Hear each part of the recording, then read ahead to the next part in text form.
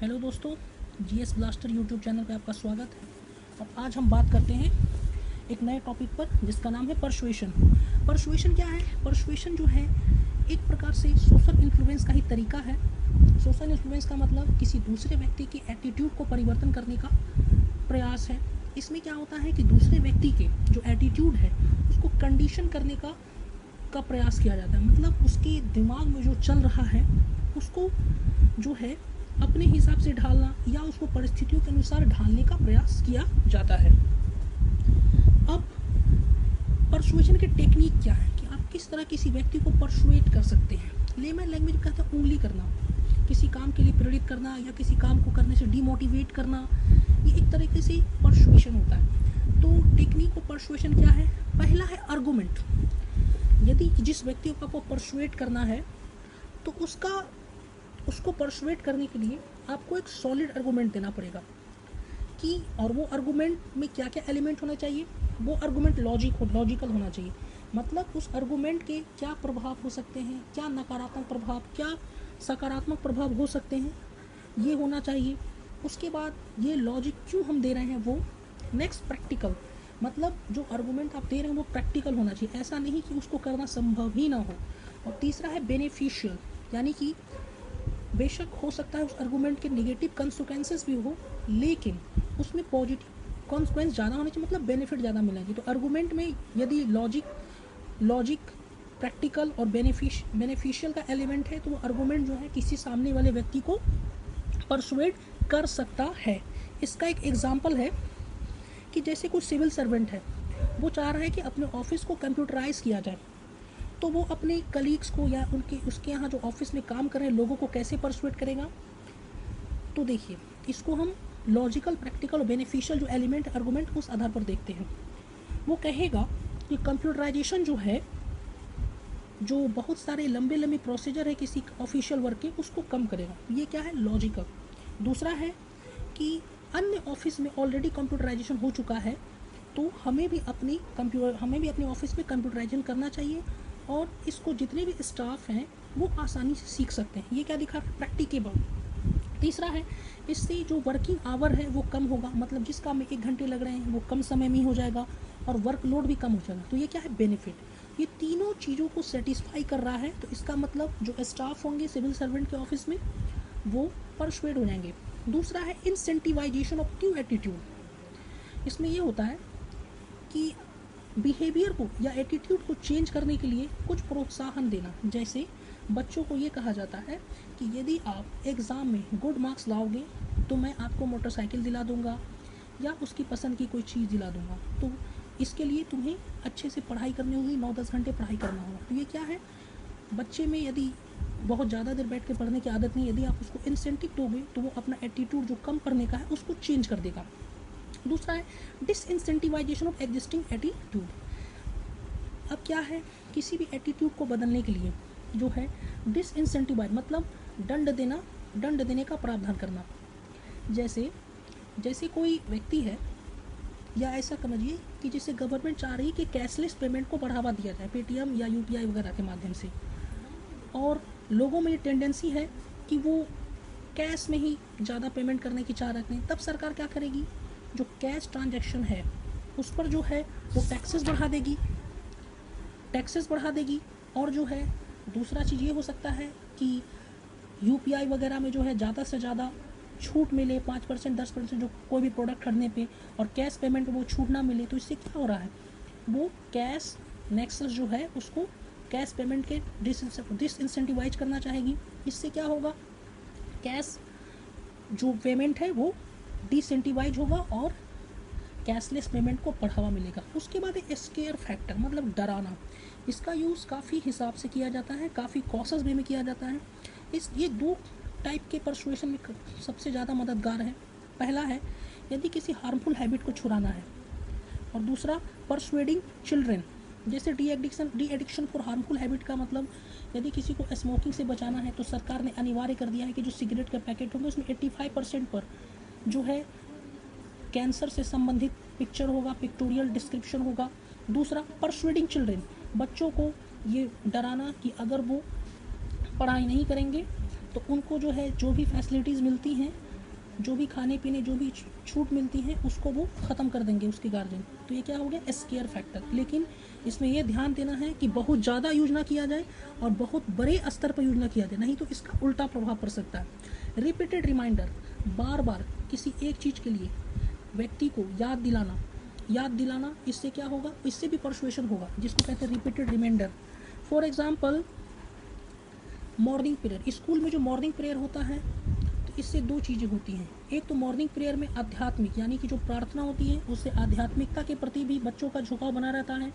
और जो जनगण मन हमारा राष्ट्रगान जो गवाया जाता है या राष्ट्रीय गीत गवाया जाता है, इससे क्या होता है, बच्चों में देशभक्ति की भावना जो है बचपन से ही, स्कूल के टाइम से ही जागृत होती है। तो इससे बच्चों का अध्यात्म के प्रति यानी कि ईश्वर के प्रति और देश के प्रति जो भक्ति है या प्रेम है वो बरकरार रहता है और उनमें जो है देश के प्रति और ईश्वर के प्रति परसुएशन को बढ़ावा दिया जा सकता है। Repeated reminder, there is no alternative. एक ऐसी व्यवस्था कर देना कि जो एग्जिस्टिंग एटीट्यूड है उसको बदलने के अलावा व्यक्ति के सामने कोई चारा ना बचे, मतलब उसका कोई विकल्प नहीं हो।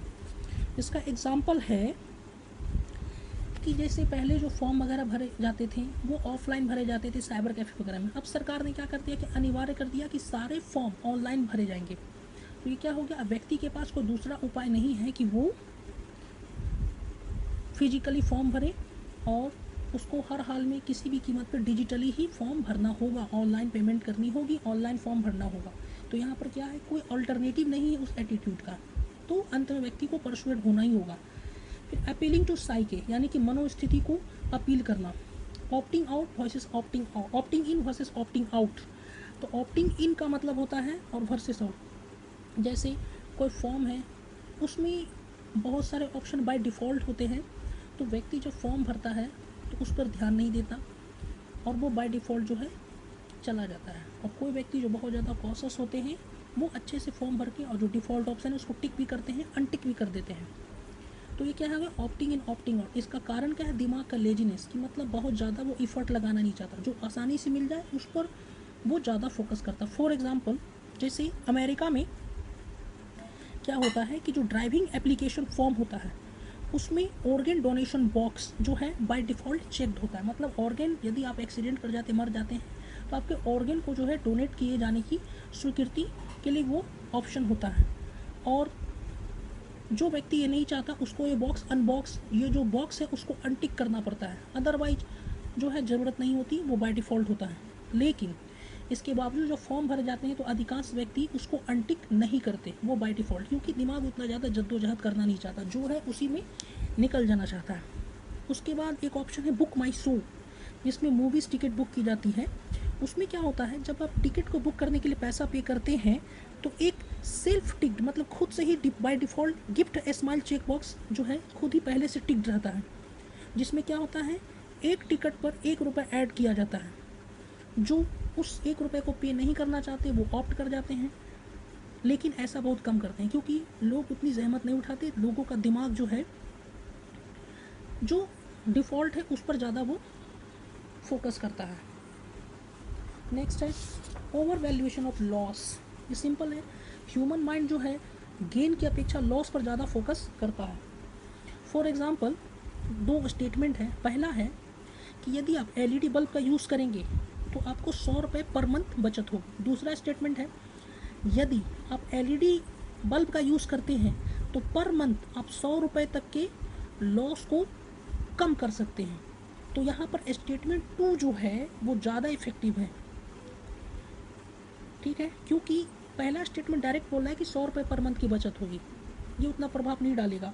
लेकिन जो दूसरा स्टेटमेंट वो कह रहा है कि LED बल्ब का यूज करने से आप हर महीने 100 रुपये तक की बचत कर सकते हैं। इंग्लिश में है using LED could save ₹100 per month, ये पहला statement. Using LED could reduce loss by 100 per month, तो ये सेकंड स्टेटमेंट वो ज़्यादा इफेक्टिव है।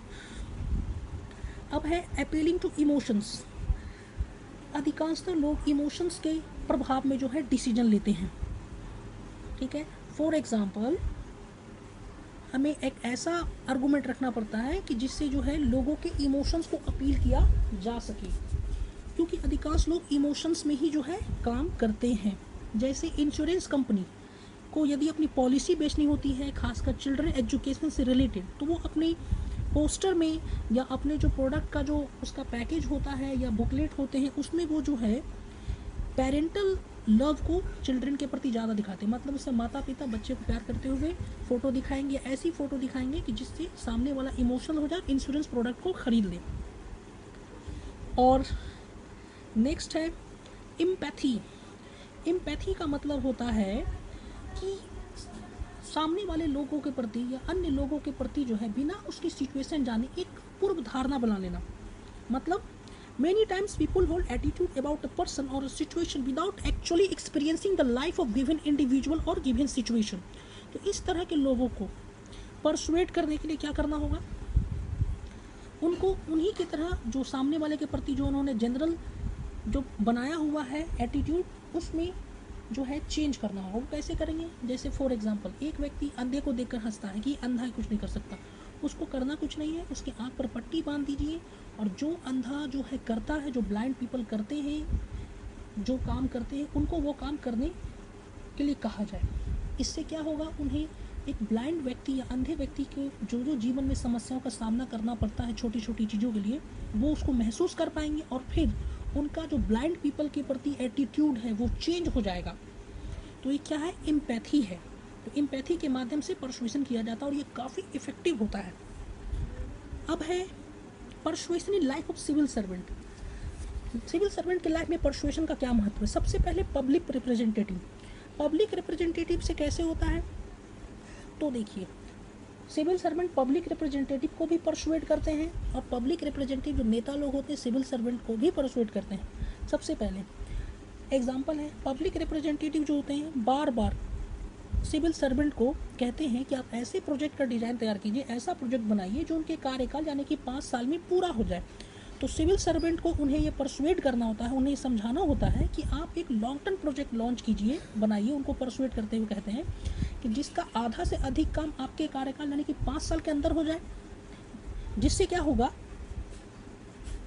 उनको चुनाव में फ़ायदा होगा, क्योंकि लोगों को लगेगा 5 साल में मंत्री जी ने इतना बनवा दिया, तो अगर हम वोट देंगे तो आधा काम भी ये कंप्लीट कर देंगे जल्द से जल्द। तो ये क्या होंगे, पब्लिक रिप्रेजेंटेटिव। उसी तरीके से सिविल सर्वेंट को भी जो है क्या करना होता है, पब्लिक रिप्रेजेंटेटिव से परसुएड होना पड़ता है। उसका एग्जाम्पल है कि जैसा आप जानते हैं कि पब्लिक रिप्रेजेंटेटिव सिविल सर्वेंट से ज़्यादा लोगों के टच में रहते हैं और उनको ग्राउंड रियलिटीज़ के बारे में ज़्यादा पता होता है।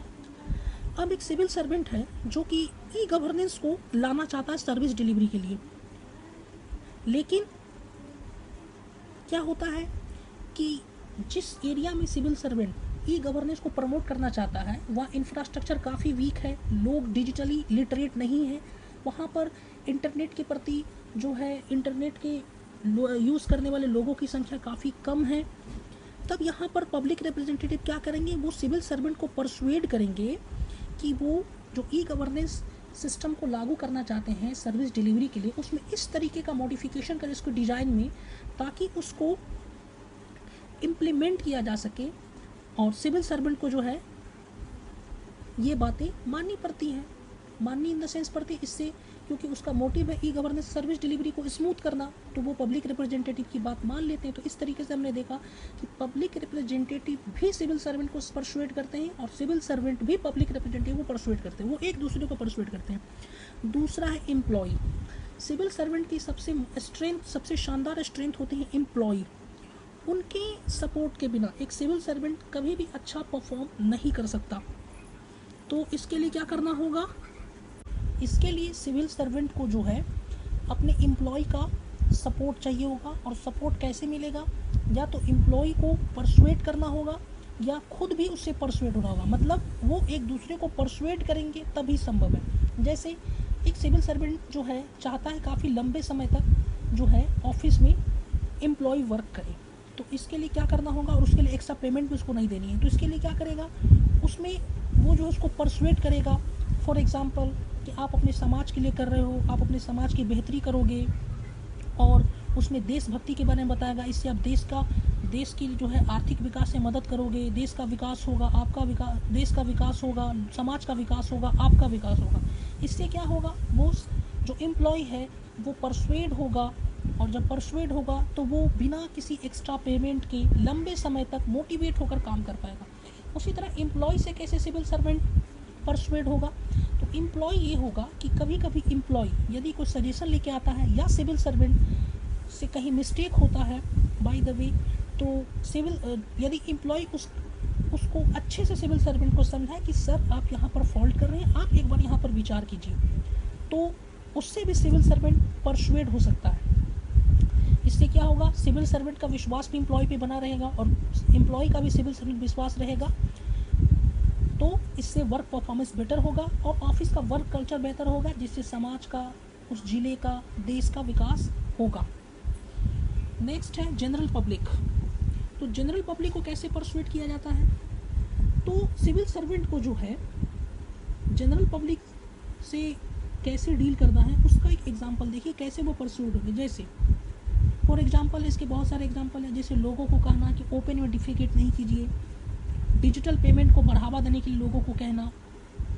उसके बाद क्या है कि पीपल को जो है जो शिशु कन्या की हत्या होती है उससे रोकना।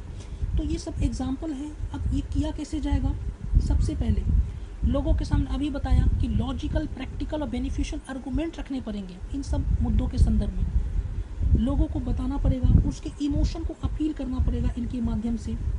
और उसके बाद जो है क्या करना होगा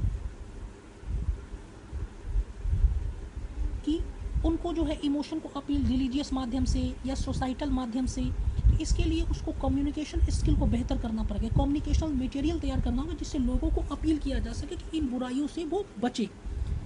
फॉर एग्जाम्पल एक है कि एक मर्चेंट को जो है, जैसे रोड कंस्ट्रक्शन का वर्क चल रहा है और उसमें एक मर्चेंट का दुकान, एक व्यापारी की दुकान आ रही है, अब उसको तोड़ना पड़ेगा। तो यदि सिविल सर्वेंट डायरेक्ट जाएगा तोड़ने के लिए तो थोड़ी मुश्किलें आन पड़ेगी। तब वो क्या करेगा, और सिविल सर्वेंट को रोड को वाइडनिंग भी करना है, तब क्या करेगा सिविल सर्वेंट, उसको आशा देनी होगी, उसकी मूड को लाइट करना होगा और उसको परसुएट करना पड़ेगा कि ये आपके सिटी का डेवलपमेंट का पार्ट है, ये डेवलप होगा तो आपका भी डेवलपमेंट होगा, आपकी व्यवस्था, वैकल्पिक व्यवस्था आपके लिए की जाएंगी। तो ये क्या है, जनरल पब्लिक का एग्जाम्पल। उसके बाद सुपीरियर। सुपीरियर क्या होता है, बहुत बार ऐसा होता है कि सिविल सर्वेंट के द्वारा कोई जो डिसीजन लिया जाता है तो उसके जो सुपीरियर ऑफिसर, जो उसके ऊपर वाले ऑफिसर होते हैं, उनको ये रास नहीं आता। तो फिर इस संदर्भ में क्या किया जाएगा, तब सिविल सर्वेंट क्या करेगा, अपने सुपीरियर को परसुएट करेगा। कैसे करेगा, सबसे पहले वो उन्हें बताएगा कि हम जो कदम उठा रहे हैं, जो इनिशिएटिव उठा रहे हैं, वो काफ़ी महत्वपूर्ण है, उसकी काफ़ी आवश्यकता है, इससे समाज पर काफ़ी सकारात्मक प्रभाव पड़ेगा। तीसरी बात, इससे जो उनके ऊपर वाले सुपीरियर जो हैं उनका भी जो है रिकॉग्निशन बढ़ेगा, उनकी भी ख्याति बढ़ेगी। तो सुपीरियर को इस तरह परसुएट किया जा सकता है। जैसे एक एग्जांपल है कि एक सिविल सर्वेंट चाहता है कि वो एजुकेशन में रिफॉर्म लेकर आए, सुधार लेकर आए, लेकिन उसका सुपीरियर चाहता है कि वो ई गवर्नेंस पर काम करे। इस केस में क्या करना होगा, सिविल सर्वेंट को दो ऑप्शन है, या तो वो सुपीरियर को समझाए कि सबसे इम्पोर्टेंट अभी ई गवर्नेंस से ज़्यादा एजुकेशनल रिफॉर्म है, या तो फिर वो दोनों काम करें और दोनों में एक बैलेंस स्ट्रक करें, दोनों में एक बैलेंस बना कर रखें। उसके बाद है फाइनेंस डिपार्टमेंट। हर इनिशिएटिव और प्रोजेक्ट के लिए पैसा चाहिए होता है, फंड चाहिए होता है, और पैसा निकालने के लिए फाइनेंस डिपार्टमेंट को ये कन्विंस करना होता है कि ये प्रोजेक्ट जो है समाज के लिए बेहतर है और इससे जो है रीजनेबल रिटर्न्स भी आएंगे, मतलब लाभ भी होगा, समाज का भी भला हो जाएगा और लाभ भी होगा, तभी पैसा निकाला जा सकता है। जैसे कैसे वो परसुएट, इस संदर्भ में कैसे परसुएट करना होगा, तो परसुएट उसमें ऐसे करेगा कि सिविल सर्वेंट को ये चीज़ें दिखानी पड़ेगी कि यदि आप इसमें इनिशिएटिव में पैसा लगाते हैं तो इससे समाज को लाभ होगा, जब समाज को लाभ होगा तो सरकार की आय बढ़ेगी। ऐसे सबसे शानदार एग्जांपल इसका है एस्पिरेशनल डिस्ट्रिक्ट प्रोग्राम, सबसे अच्छा एग्जांपल है इसका। उसके बाद सरकार के द्वारा कभी कभी डायरेक्ट चलाया जाता है, जैसे एमपी लैंड स्कीम, ये सब बहुत अच्छे एग्जांपल है परसुएशन के। उसके बाद है प्राइवेट कॉरपोरेट सेक्टर। बहुत बार क्या होता है कि सिविल सर्वेंट को जो है CSR फंड लेने के लिए प्राइवेट और कॉरपोरेट सेक्टर से बात करनी पड़ती है। इस केस में क्या होता है, उसको प्राइवेट और कॉरपोरेट सेक्टर को परसुएट करना पड़ता है।